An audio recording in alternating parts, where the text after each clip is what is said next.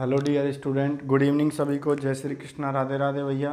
फटाफट ज्वाइन हो जाएंगे, क्लास स्टार्ट करते हैं।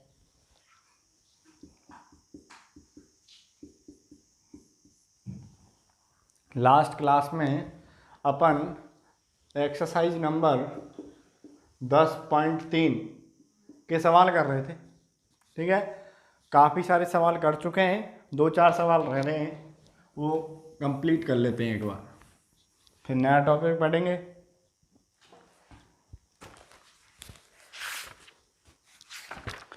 और आप कर रहे होगे साथ साथ सवालों को। किसी प्रकार कोई डाउट आता है तो कमेंट कर दिया करो भाई। क्वेश्चन नंबर 15 तक करा दिए थे मैंने, क्वेश्चन नंबर 3rd और 4th रह रहा है अभी। उसके अलावा 15 तक सवाल हो चुके हैं आपके। क्वेश्चन नंबर 16 पढ़ेंगे भाई। क्वेश्चन नंबर 16,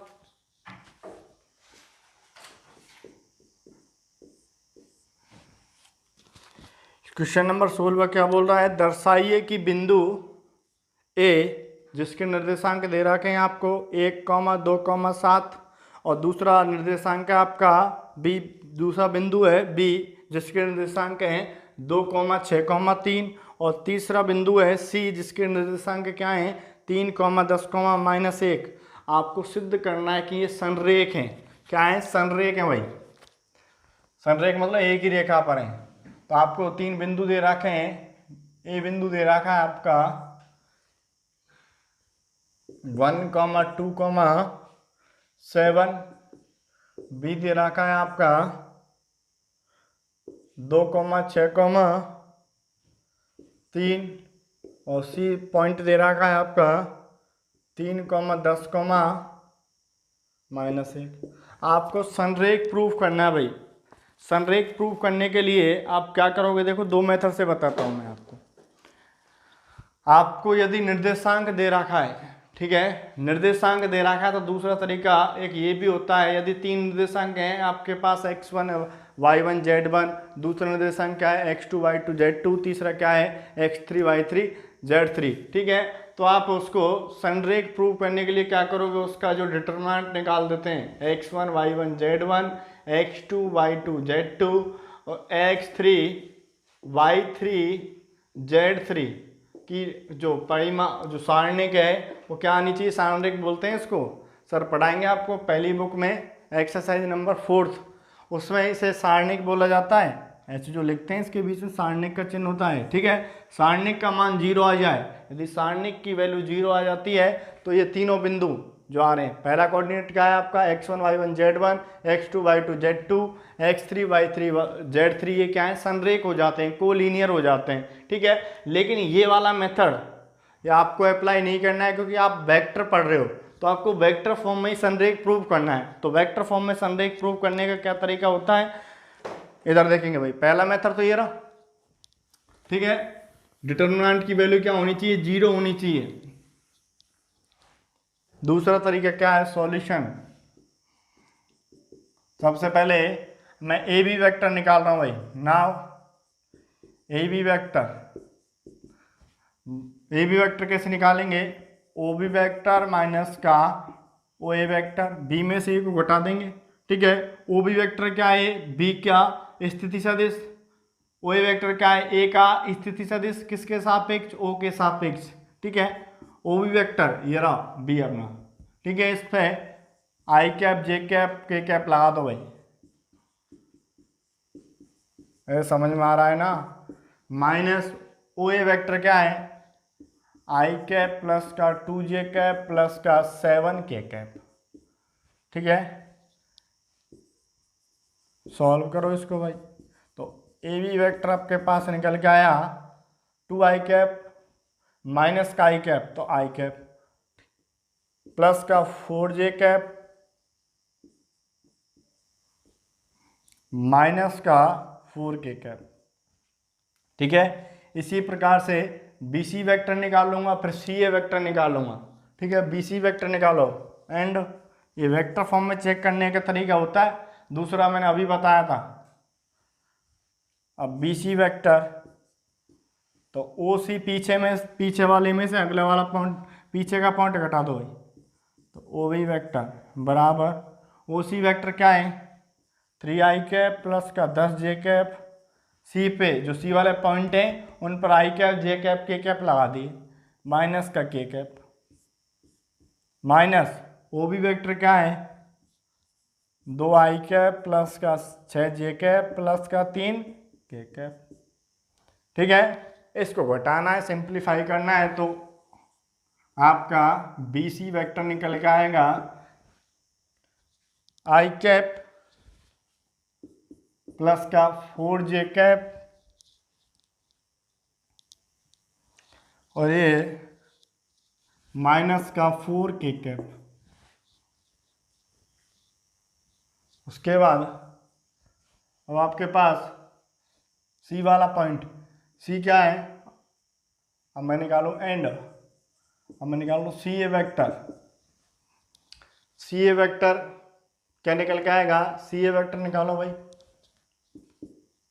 आपके पास निकल के आया ओ ए वेक्टर माइनस का ओ सी वेक्टर। ओ ए वेक्टर क्या है i कैप प्लस का 2j कैप प्लस का 7k कैप। यदि वेक्टर का सवाल है तो वेक्टर के तरीके से करोगे, ठीक है। माइनस का ओ सी वेक्टर क्या है 3i कैप प्लस का 10j कैप माइनस का k कैप।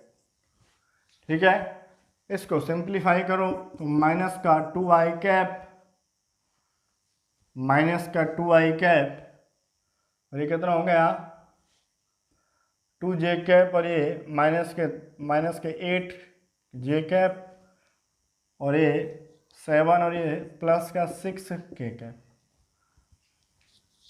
6 नहीं, ये 8 हो जाएगा भाई, 7 और ये माइनस माइनस प्लस हो जाएंगे तो 8 हो जाएगा। ठीक है, कैलकुलेशन का ध्यान रखना है, मिस्टेक करनी नहीं है। तो सी ए वेक्टर ये आ गया। ठीक है, अब ध्यान से देखो भाई, वैसे यहां से भी देख सकते हैं ए बी वेक्टर और बी सी वेक्टर दोनों को मैं ऐड कर दूं और माइनस का मल्टीप्लाई कर दूं तो सी ए वेक्टर बन जाएगा, देखो। ठीक है, या फिर दूसरा तरीका ये भी है, इसका मैं परिमाण निकाल दूं। ठीक है, सबका ही ए बी वेक्टर का परिमाण क्या निकल के आया, ए बी वेक्टर क्या है, ये रहा, इसका परिमाण निकालेंगे तो i कैप के गुणांक का स्क्वायर, ठीक है, j कैप के गुणांक का स्क्वायर और प्लस k कैप के गुणांक का स्क्वायर, और तीनों को ऐड कर देंगे, स्क्वायर रूट लगा देंगे तो कितना आ गया √33 आ गया साथ। ठीक है, जो मैग्नीट्यूड होता है वो पॉजिटिव होता है, रूट की 2 वैल्यू मिलेंगी, लेकिन मैग्नीट्यूड हमेशा जो परिमाण होता है वो धनात्मक होता है। ठीक है, उसके बाद अब निकालेंगे बी सी वेक्टर का परिमाण।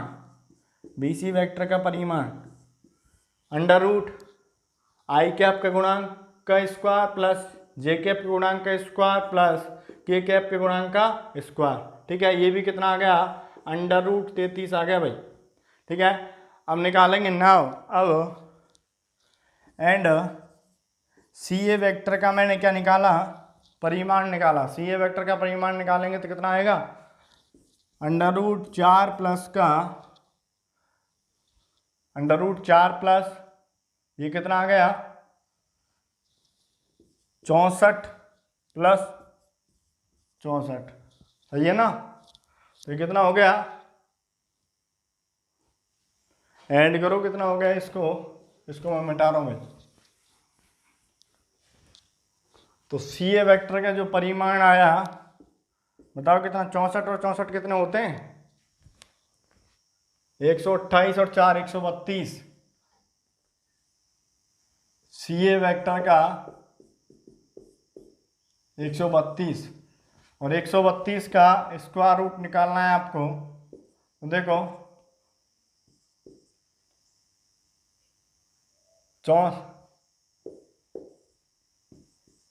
ऐसा करना सिखाया होगा सर ने।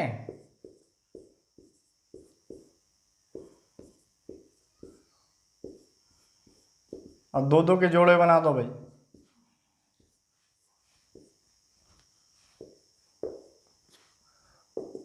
आठ √2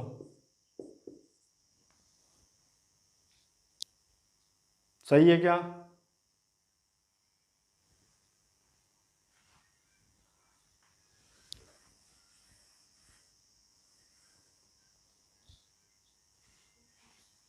दोबारा करके देखता हूँ मैं।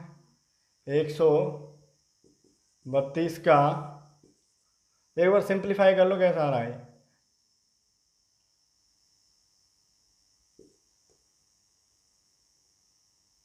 6 और ये कितना हो गया 8 होगा, 14 कर दिया था शायद, ठीक है। ये कितना होगा 3, ये 4, फिर उसके बाद 2 17 और फिर 17 में 17 का भाग, अब पेयर बना लो तो ये हो जाएगा 2√34। 4 का मल्टीप्लाई 34 से करते हैं, ठीक है। जो भी है निकाल लेना जो भी आ रहा है, ठीक है। तो ध्यान से देखना ना, अब ए बी वेक्टर का परिमाण प्लस का बी सी वेक्टर का परिमाण को मैं ऐड करता हूं तो सी ए वेक्टर के परिमाण के बराबर आ जाएगा, ठीक है। ये कैलकुलेट करना है, अंडर रूट निकालना है भाई, इसका अंडर रूट निकालना है, कितना आएगा, ठीक है। 132 सही किया है ना मैंने, 64 4 8 64 4 बिल्कुल सही है। तो देखो वेक्टर फॉर्म में कैसे करते हैं, 3 पॉइंट दे रखे हैं, पहले वेक्टर निकालेंगे, ए बी वेक्टर फिर B C vector plus C A vector, ठीक है। तीनों का परिमाण निकालेंगे, दो सदिशों का परिमाण का योग तीसरे सदिश के परिमाण के बराबर आ जाता है तो वो क्या हो जाएंगे, संरेख हो जाएंगे, नहीं तो संरेख नहीं होंगे, ठीक है। लेकिन आपको यहाँ पे संरेख बताने है ही है संरेख। ऐसे ही एग्जाम्पल नंबर जो लास्ट है आपका देख लेना, कौन सा लास्ट एग्जाम्पल है, वही है संरेख प्रूव करने के लिए, ठीक है। तो वेक्टर फॉर्म में संरेख कैसे प्रूव करते हैं, एक यदि 2 वेक्टर दे रखे हैं तो ये भी फॉर्मूला है, ए वेक्टर बराबर लैम्डा बी वेक्टर, ठीक है। तो ध्यान से देखो, वैसे बी सी वेक्टर और सी ए वेक्टर को मैं ऐड कर दूं, ए बी वेक्टर और बी सी वेक्टर को ऐड कर दूं और उसमें माइनस का मल्टीप्लाई कर दूं तो आपका सी ए वेक्टर बन जाएगा, एक बार करके देखना, ठीक है।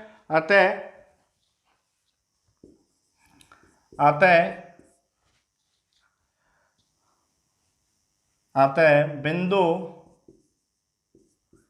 ए कॉमा बी व सी संरेख है, हेंस प्रूव इति एकदम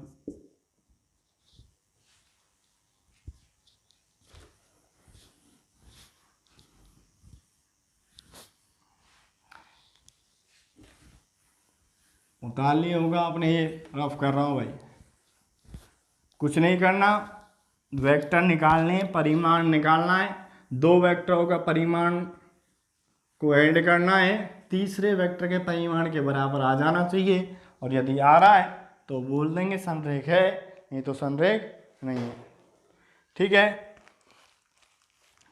उसके बाद क्वेश्चन नंबर 18वां, जो क्वेश्चन नंबर 17वां मैंने करा दिया था कल, क्वेश्चन नंबर 18वां देखेंगे भाई। Question number 18वां,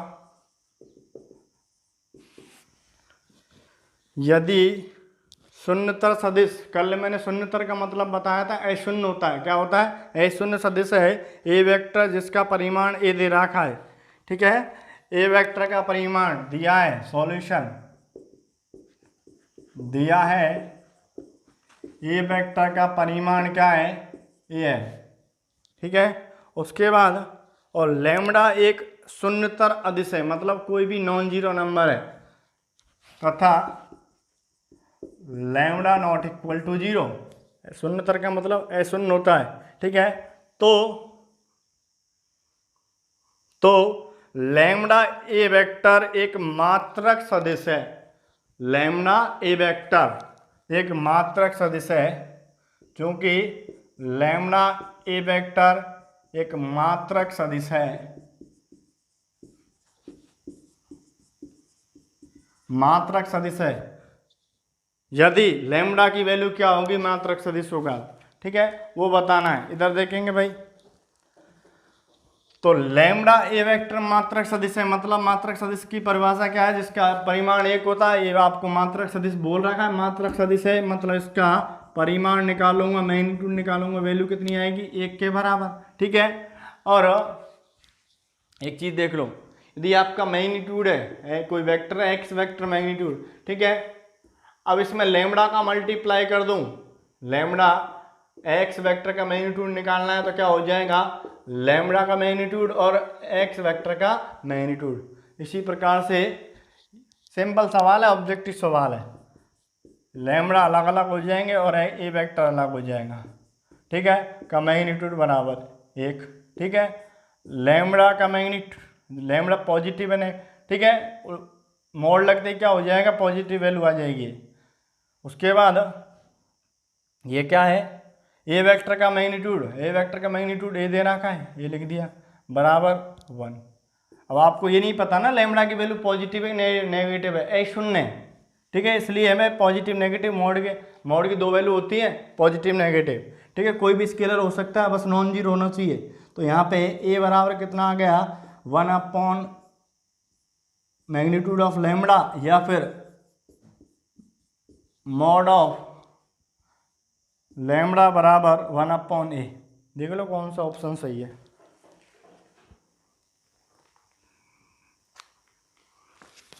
option number D को देखो भाई, ऑप्शन नंबर डी सही है, ये दे रखा है, देखो ये वाला निकाल रखा है, आंसर ये भी हो सकता है।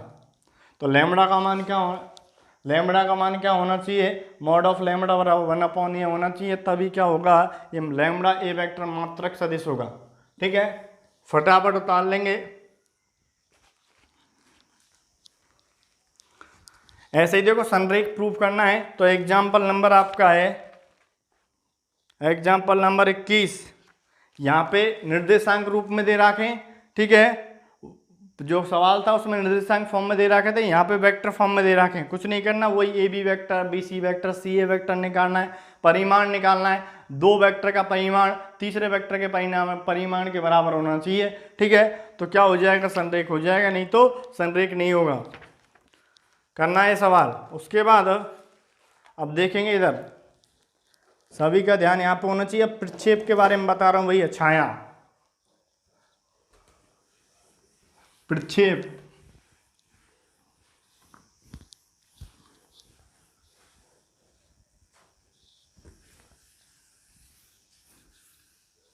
इधर देखेंगे, डायग्राम समझाने की कोशिश कर रहा हूँ। यह आपका ए वेक्टर है, ये बी वेक्टर है। ठीक है, यह आपका एंगल है थीटा। तो प्रक्षेप देखना है मतलब छाया देखनी है। तो यहाँ से आप टॉर्च से आप प्रकाश डालोगे तो छाया इस वेक्टर की इस पे बनेगी ना। कौन से वेक्टर की बनेगी, बी वेक्टर की। किस पर बनेगी, कहाँ पे प्रक्षेप कहाँ पे मिलेगा, ए वेक्टर पे। तो देखो हेडिंग लगानी है, सबसे पहले हेडिंग लगाओ, चाहे स्टार लगा लिख दो,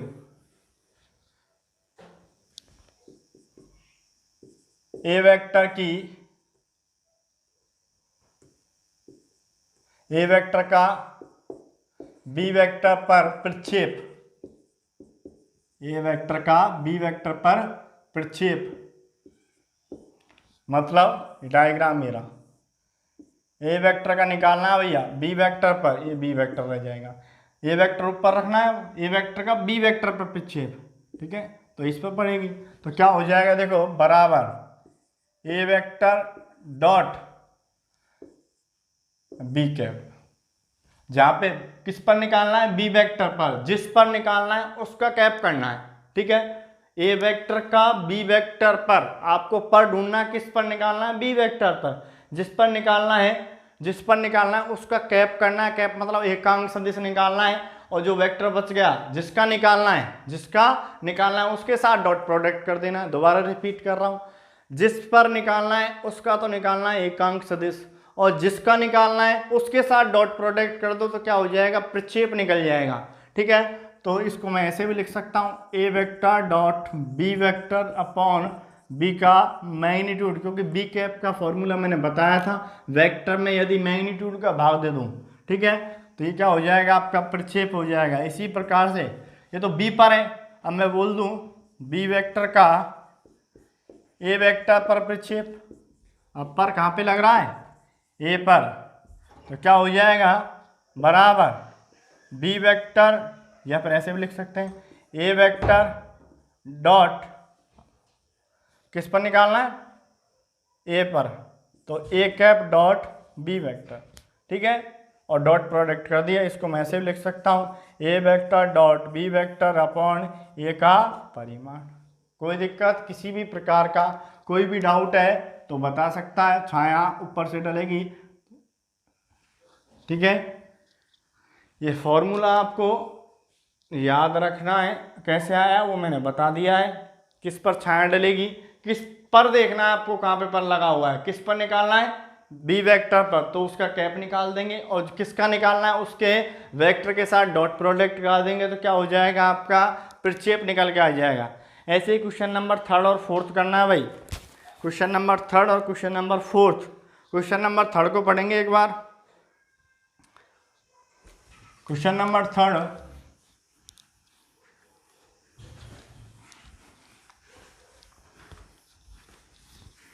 क्वेश्चन नंबर 3 क्या बोल रहा है, क्वेश्चन नंबर 3 आपका एक सदिश दे रखा है I cap plus J cap पर दूसरा सदिश दे रखा आई कैप माइनस जे कैप का प्रक्षेप ज्ञात कीजिए। पर कहाँ पे लगा हुआ है, पहले वाले वेक्टर के साथ, कहाँ पे लगा हुआ है, दूसरे वाले वेक्टर का, ठीक है, मतलब दूसरे वाले वेक्टर का पहले वाले वेक्टर पर क्या निकालना है, प्रक्षेप निकालना है, ठीक है। तो पहले वाले वेक्टर को मैं ए वेक्टर नाम दे रहा हूं भाई, आई कैप प्लस का जे कैप, और दूसरे वाले वेक्टर को बी वेक्टर नाम दे दिया, ये क्या है, आई कैप माइनस का जे कैप, ठीक है। अब क्या करना है, इस पर निकालना है, इसका प्रक्षेप निकालना है, ठीक है। तो लिख रहा हूं, अब बी वेक्टर का ए वेक्टर पर प्रक्षेप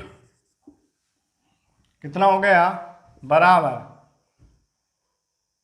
ए कैप डॉट बी वेक्टर, इसको ऐसे भी लिख सकते हैं, A vector dot B vector upon B vector, A vector का परिमाण।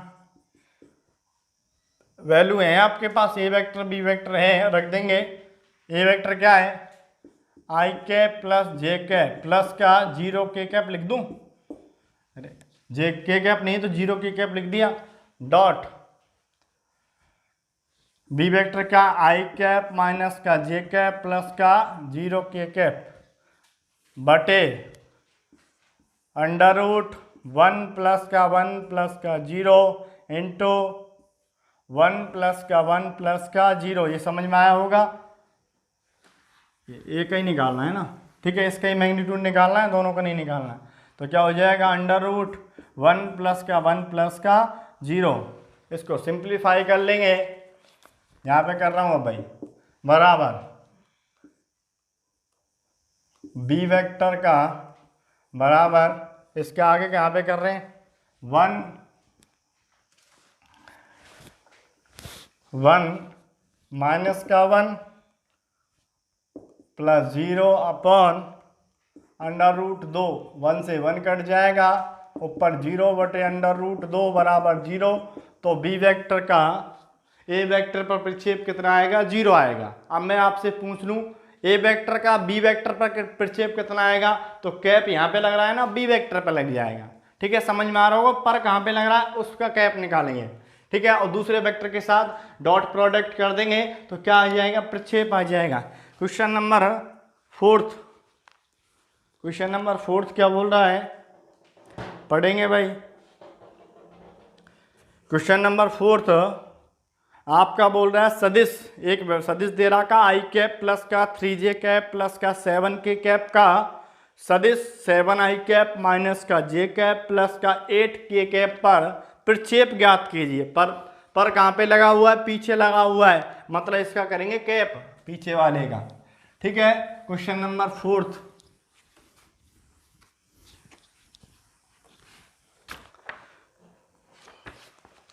क्वेश्चन नंबर 4 क्या बोल रहा है, सारे सवाल मैंने किए हैं, आपको घर पे ट्राई करने, बार बार प्रैक्टिस करनी है, ठीक है। और कैसा अब कोई डाउट है तो कमेंट कर देना भैया। तो पहले वाले वेक्टर को मैं ए वेक्टर नाम दे रहा हूँ, ए वेक्टर बराबर आई कैप प्लस का 3j कैप प्लस का 7k कैप, यही है ना पहला वेक्टर, और दूसरा वेक्टर है बी वेक्टर बराबर 7i कैप माइनस का जे कैप प्लस का 8k कैप। ठीक है, तो आपको क्या करना है, ए वेक्टर का बी वेक्टर पर प्रक्षेप निकालना है। ए वेक्टर का बी वेक्टर पर, मतलब कहाँ से छाया डालोगे, ए वेक्टर से। ठीक है, किस पर डालोगे, बी वेक्टर पर। तो देखेंगे नाउ अब ए वेक्टर का बी वेक्टर पर प्रक्षेप छाया बराबर A vector dot B cap, इसको मैं A vector dot B vector upon B vector का परिमाण भी लिख सकता हूं। ठीक है, वैल्यू है आपके पास बराबर, तो आई कैप प्लस का 3j कैप प्लस का 7k कैप डॉट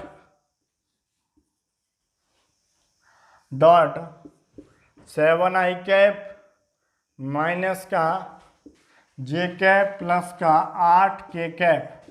और किसका परिमाण निकालना है भैया, बी वेक्टर का परिमाण निकालना है। तो निकाल दो, 49 प्लस 1 प्लस का 64, कितना हो गया ये, जो भी हो गया कैलकुलेट करो कितना हो गया। इसको सिंपलीफाई कर लो आगे, और डॉट प्रोडक्ट करना है, वो आपका आंसर आ जाएगा बराबर। यहाँ पे कर रहा हूँ भाई, आई कैप का आई कैप गुणांक के साथ जे कैप का जे कैप गुणांक के साथ मल्टीप्लाई कर दो। ठीक है, तो 1 का मल्टीप्लाई 7 से तो 7 हो जाएगा, 1 का मल्टीप्लाई 7 से 7। ठीक है, और 3 का मल्टीप्लाई -1 से तो माइनस का 3। ठीक है, 7 का मल्टीप्लाई 8 से 56, 56 होते हैं ना, 8 7 56, और ये कितने हो गए 50 और 64 होते हैं 114। देख लेना यही होते हैं क्या।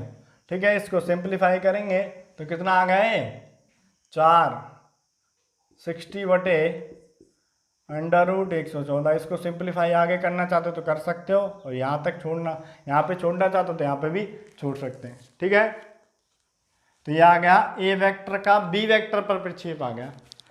फटाफट उतार लो।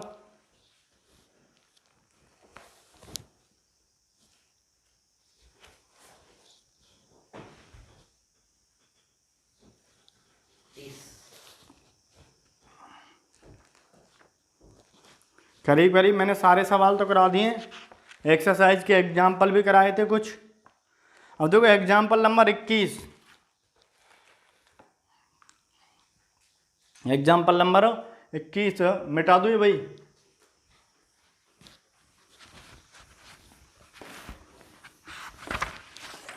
ये तो डॉट प्रोडक्ट से रिलेटेड सवाल थे। अगली एक्सरसाइज है 10.4। ठीक है, उसमें क्रॉस प्रोडक्ट है। फिर एक्सरसाइज आपकी कंप्लीट हो जाती है, यहाँ से 7 नंबर आएंगे आपके।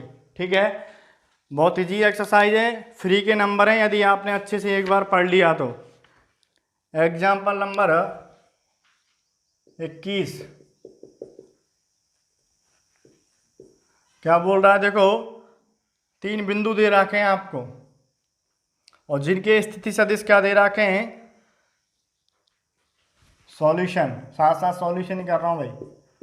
ए दे रखा है आपको, ए बराबर माइनस का 2i कैप प्लस का 3j कैप प्लस का 5k कैप, और बी जो बिंदु है उसका स्थिति दे रखा है आपको i कैप प्लस का 2j कैप प्लस का 3k कैप, और जो सी बिंदु दे रखा है वो क्या दे रखा है 7i कैप माइनस प्लस का 0j कैप माइनस का k कैप। और आपको प्रूफ करना है कि तीनों क्या है, संरेख हैं, एक ही रेखा पर हैं। ठीक है, तो संरेख का मैंने बताया था लास्ट, अभी सवाल कराया था क्वेश्चन नंबर 16, उसमें क्या था, जो बिंदु दे रखे थे वो कोऑर्डिनेट फॉर्म में दे दिए, यहाँ पे सदिश रूप में दे दिए, वहाँ पर निर्देशांक रूप में दे दिए। ठीक है, तो कुछ भी नहीं करना, आपको पहले ए बी वेक्टर निकालना है, फिर बी सी वेक्टर निकालना है, फिर सी ए वेक्टर निकालना है। ठीक है, तो नाउ एक तरीका और बताया था, इनको गुणांकों को लिख दो, -2 3 5 1 2 3 7 0 -1, इनका जो डिटर्मिनेंट निकाल दो वैल्यू 0 आएगी। और यदि वैल्यू 0 आ जाती है तो संरेख हो जाते हैं, लेकिन वो ऑब्जेक्टिव अप्रोच है। और जब डिटर्मिनेंट पढ़ाएंगे सर, जब सीख लोगे आप। ठीक है, आपको वेक्टर से ही करना है सवाल, वेक्टर का सवाल है तो वेक्टर के तरीके से ही करना है। आपको ए बी वेक्टर निकालना है। पहले ए बी वेक्टर कैसे निकालेंगे भाई, ए बी वेक्टर निकाला मैंने, ओ ए पहले बी में से ओ बी वेक्टर माइनस का ओ ए वेक्टर। ओ बी वेक्टर क्या है, ये ना, इसमें से इसको घटा दो भाई, आई कैप प्लस का 2j कैप प्लस का 3k कैप माइनस का 2i कैप प्लस का 3j कैप प्लस का 5k कैप। ठीक है, इसको सिंप्लीफाई करना है तो कितना आ जाएगा, 3i कैप माइनस का j कैप, और ये कितना हो जाएगा, माइनस का 2k कैप। ये आ गया आपका ए बी वेक्टर। उसके बाद बी सी वेक्टर क्या है, B C vector O C vector minus का ओ बी वेक्टर।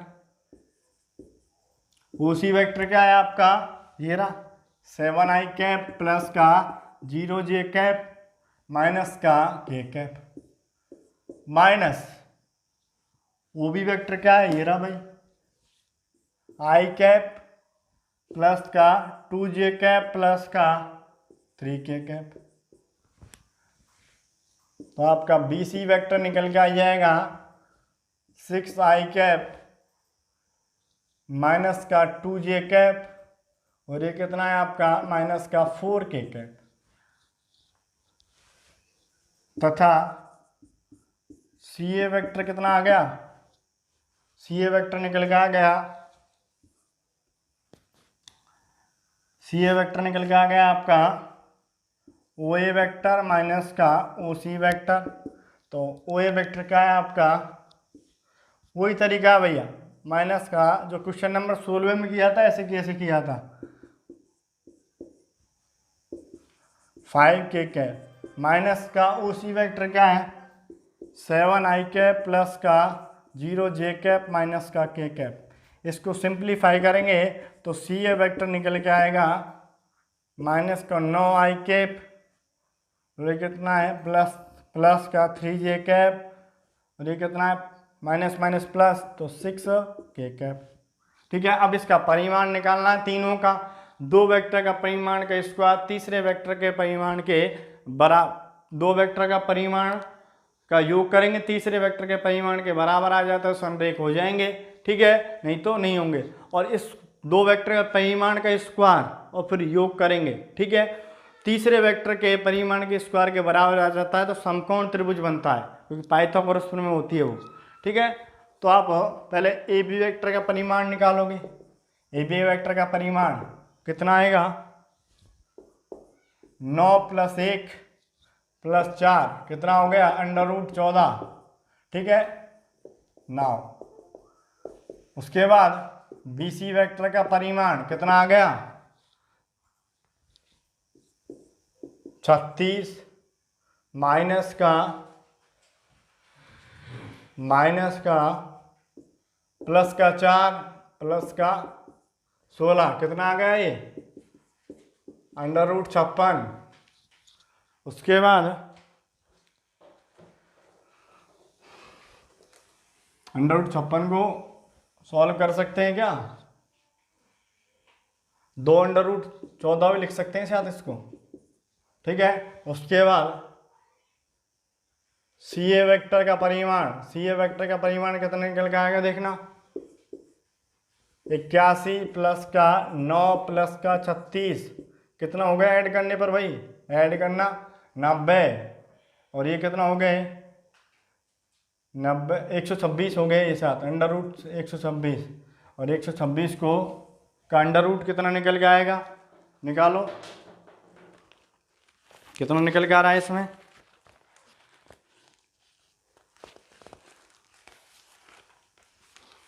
इसका आ रहा 3√14। करके देख लो भाई।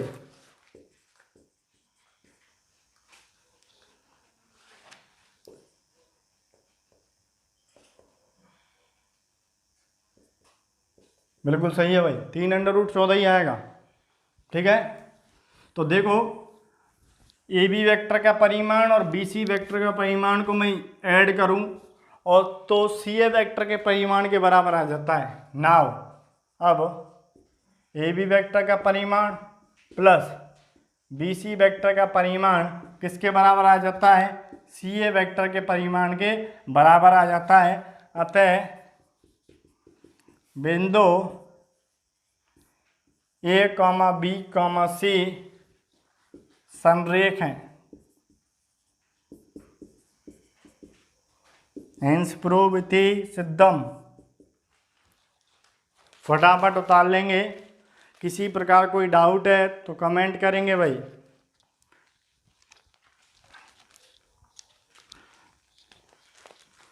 फटाफट उतारेंगे।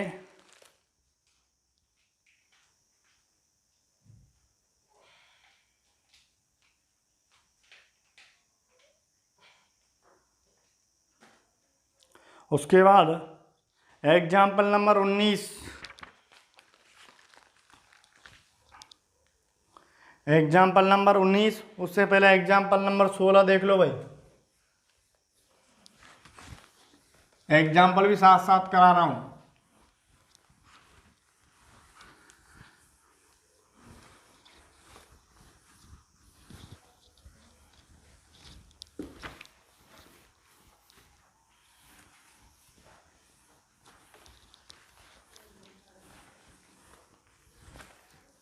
एग्जाम्पल नंबर 16 देखो पहले।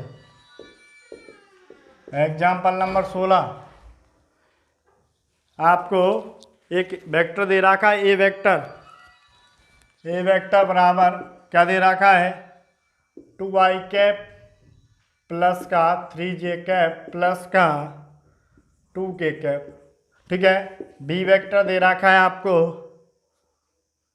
i कैप प्लस का 2j कैप प्लस का k कैप। तो ध्यान से पढ़ेंगे, ए वेक्टर का बी वेक्टर पर प्रक्षेप निकालना है। किस पर निकालना है? बी वेक्टर पर। किसका निकालना है? ए वेक्टर का। जिस पर निकालना होता है उसका आप कैप करोगे। तो लिख दूं मैं, नाउ अब ए वेक्टर का बी वेक्टर पर प्रक्षेप छाया equal to A vector dot B cap. ठीक है, इसको मैं ऐसे लिख सकता हूँ, A vector dot B vector upon B vector का परिमाण। क्योंकि बी कैप एकांक सदिश निकालने का तरीका यही तो होता है, उस वेक्टर में उसके परिमाण का भाग दे दो तो क्या हो जाएगा? एकांक सदिश की वैल्यू निकल के आ जाएगी। ठीक है, सारी वैल्यू हैं आपके पास। ए वेक्टर क्या है? 2i कैप प्लस का 3j कैप प्लस का 2k cap dot i cap plus का 2j कैप प्लस का k कैप। और किसका परिमाण निकालना भाई? बी वेक्टर का। तो बी वेक्टर का परिमाण निकाल देंगे। 1 + 4 + 1 कितना आ गया? बराबर 2 + 6 प्लस मल्टीप्लाई करना है आई कैप का गुणांक का आई कैप गुणांक के साथ, जे कैप का गुणांक का जे कैप गुणांक के साथ। मैंने करना बताया था आपको, डायरेक्ट डॉट प्रोडक्ट कैसे करते हैं। ठीक है, प्लस का 2 और बी वेक्टर का परिमाण कितना है? √6। इसको सिंप्लीफाई करेंगे तो क्या आ जाएगा?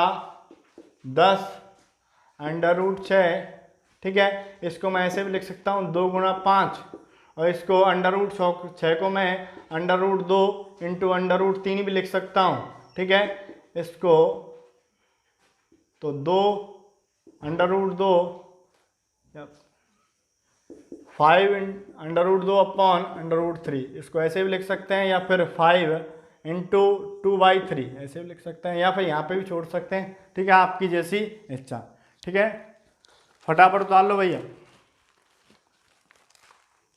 एग्जाम्पल नंबर 17 मैंने करा दिया था।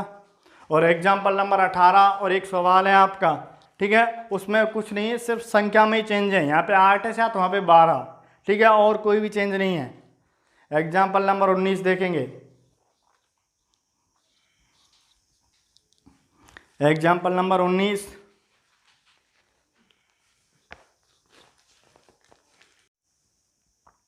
उतार लिया होगा भैया।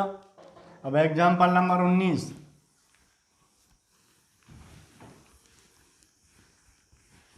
एग्जाम्पल नंबर 19 बस सॉल्यूशन दे रखे हैं, सॉल्यूशन दे रखे हैं आपको।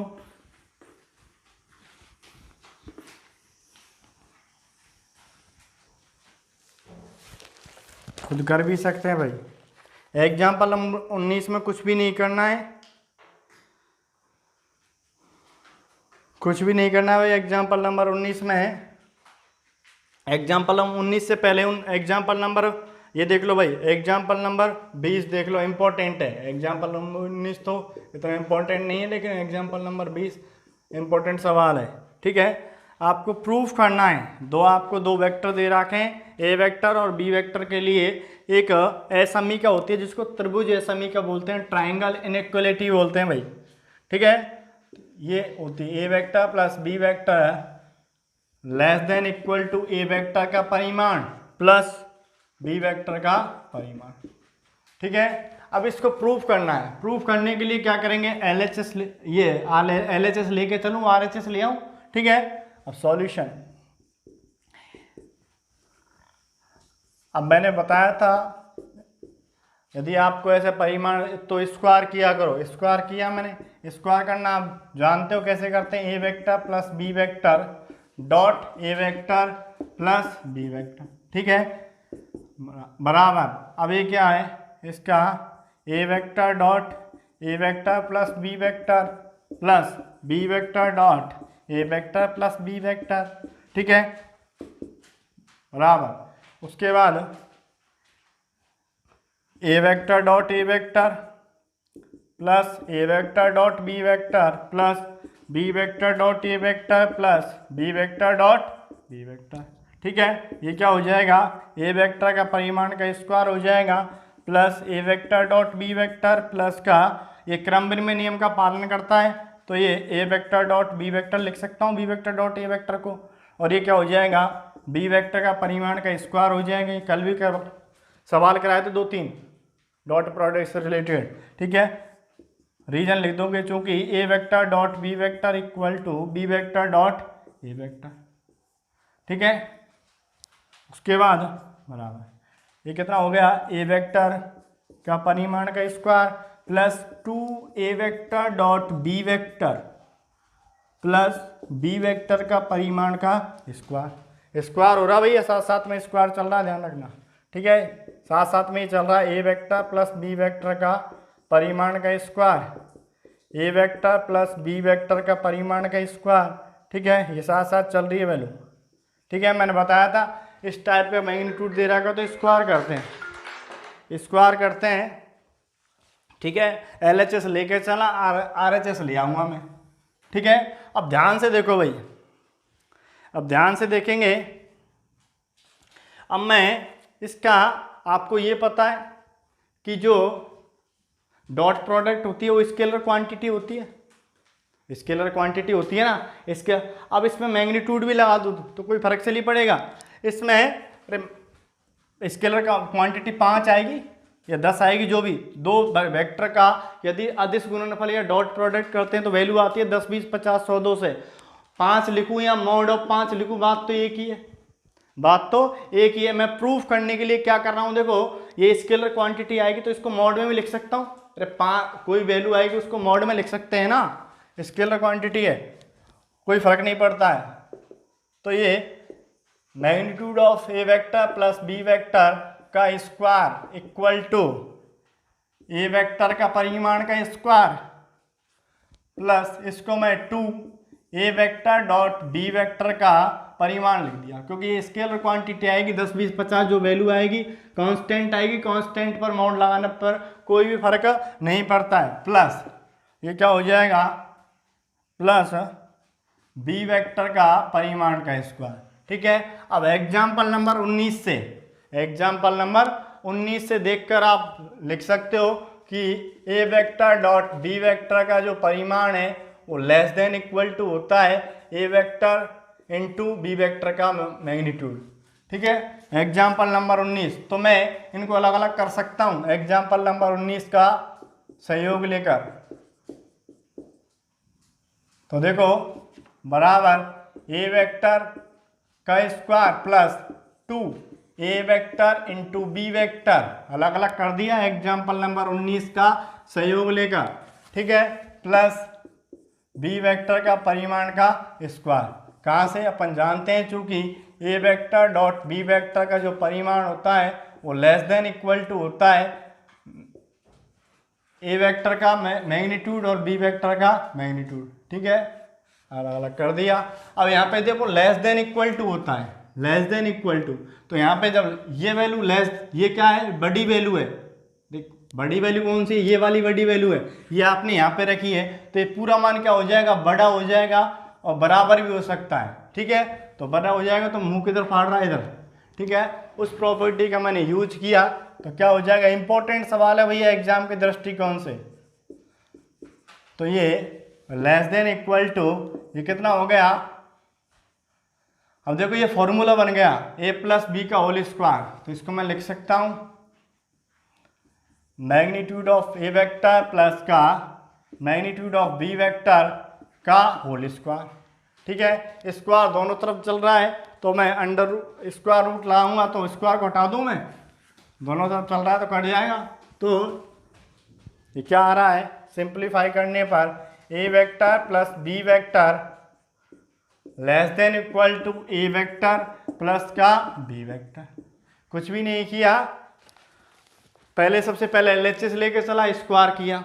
ठीक है, सिंप्लीफाई किया, कम्यूटेटिव प्रॉपर्टी का यूज किया, यहाँ तक पहुँच गए। उसके बाद अब ये कांस्टेंट वैल्यू आती है, स्केलर प्रोडक्ट हमेशा कांस्टेंट रहता है, तो कांस्टेंट पर मोड लगाने पर कोई भी फर्क नहीं पड़ता है, मोड लगा दिया मैंने। ठीक है, अब ये मोड क्यों लगाया? क्योंकि मैं एग्जाम्पल नंबर 19 का यूज कर सकता हूं मैं, मेरे को लेस देन इक्वल टू बनाना है, मेरे को लेस देन इक्वल टू बनाना है। तो एग्जाम्पल नंबर 19 में ये प्रॉपर्टी दे रखी है कि जो ए वेक्टर डॉट बी वेक्टर का जो मैग्नीट्यूड होता है वो लेस देन इक्वल टू होता है ए वेक्टर का मैग्नीट्यूड इंटू बी वेक्टर का मैग्नीट्यूड। ठीक है, उस प्रॉपर्टी का यूज किया और ये वैल्यू मैंने उठा के यहाँ पर रखी। जब ये इसके स्थान पर ये वैल्यू रखेंगे और ये वैल्यू क्या है? ज़्यादा वैल्यू है, ग्रेटर देन वैल्यू है, तो यहाँ पे ये मान रखेगा तो ये पूरा मान क्या उतना हो जाएगा? ज़्यादा हो जाएगा, तो ये वैल्यू ज़्यादा कर दी मैंने, देखो।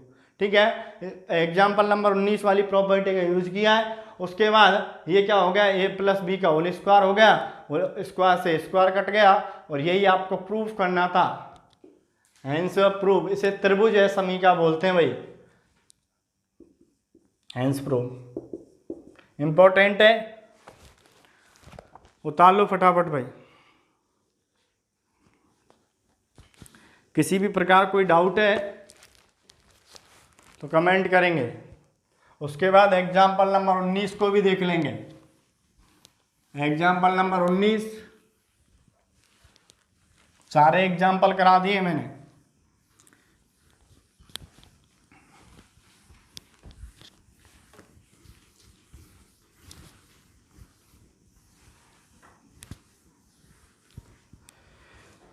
एग्जाम्पल नंबर 19 क्या बोलता है? आपको दो वेक्टर दे रखे हैं, उनके लिए एक समीका होती है A vector dot B vector, ये आपको प्रूफ करना है। प्रूफ क्या करना है? A vector dot B vector का जो परिमाण होता है, जो मैंने यूज किया था, इसको मेरे को प्रूफ करना है, इसको प्रूफ करना है। तो प्रूफ कैसे करेंगे? सॉल्यूशन। ठीक है, एग्जाम्पल नंबर 19, दो सदिश